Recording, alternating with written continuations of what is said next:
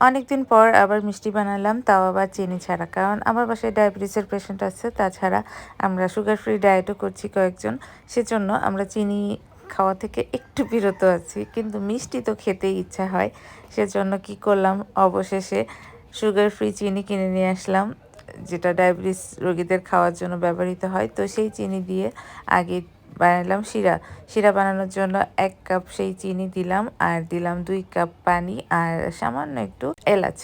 যদিও এই চিনিটা আমাদের খুব বেশি দেওয়া হয়ে গেছে, সুগার ফ্রি চিনি সবসময় অল্প পরিমাণে ব্যবহার করতে হয়।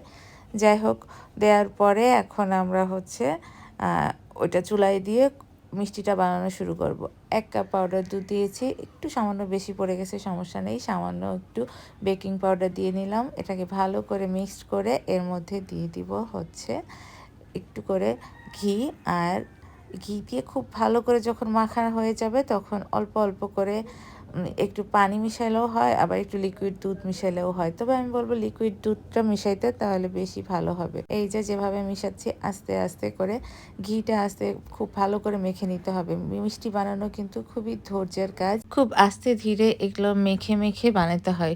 কারণ ধৈর্য না থাকলে মিষ্টি ভালো হবে না। আর মিষ্টি যদি কারোর হাতে ভালো হয়, তাহলে আর দোকান থেকে কিনে খেতে ইচ্ছা হবে না। আর এই মিষ্টি বানানো যদি একটু অধৈর্য হয়ে যান, তাহলে সেদিন আর মিষ্টি ভালো হবে না। এই জিনিসটা আমি খুব খেয়াল করেছি, কারণ আমি যখনই মিষ্টি বানাতে গেছি, ধৈর্য ধরে বানাইছি, সে তখনই ভালো হয়েছে। যখনই তাড়াহুড়া করেছি, সেদিন আর মিষ্টি খাওয়া যায়নি। যাই হোক, কথা বলতে বলতে আমি অল্প অল্প দুধ দিয়ে আমি এটা ভালো করে মেখে নিচ্ছি। খুব ধৈর্য সহকারে মেখে নিতে হবে। খুব বেশি পানি বা দুধ একবারে ঢেলে দেওয়া যাবে না, তাহলে হবে কি, এটা একদম ল্যাটল্যাটে হয়ে যাবে, মিষ্টি বানানো যাবে না, গলে যাবে।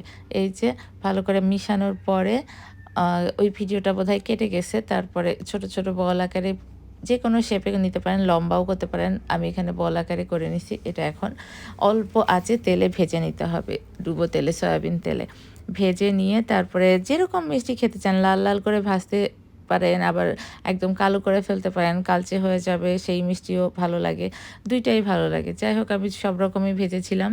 আর একটুখানি মনে হচ্ছিল জালের জন্য 2-1টা মিষ্টি ছাড়া-বেড়া হয়ে গেছে। বাট এটা আবার যখন আমি শিরায় দিছি, ঠিক হয়ে গেছে। ঘরে বানানো মিষ্টি একটু এরকম হয়, বাট খেতে কিন্তু অসাধারণ লাগে। ঘরে বানানো মিষ্টি যারা খায়, তারা হচ্ছে আর কেনা মিষ্টি খেতে অত ভালো লাগে না। যাই হোক, এই যে যখন ভাজা হয়েছে, আর দেখতে পাচ্ছেন খুব অল্প আঁচে ভাজতে হবে, বেশি জোরে জাল দিলে মিষ্টিগুলো একবারে পুড়ে যাবে। তারপরে যে শিরাটা করে রেখেছিলাম, সেই শিরাটার ভিতরে সাথে সাথেই দিয়ে দিতে হবে। এই দেখেন, ফুলে কত বড় বড় হয়ে গেছে মিষ্টিগুলা। 1 কাপ গুঁড়া দুধে অনেকগুলা মিষ্টি হয়েছিল কিন্তু। আর যেহেতু সুগার ফ্রি মিষ্টি, আমরা সবাই খুব মজা করে খেয়েছি। এভাবে আপনারাও বানিয়ে খেতে পারেন, খুব ভালো লাগে। আল্লাহ হাফেজ।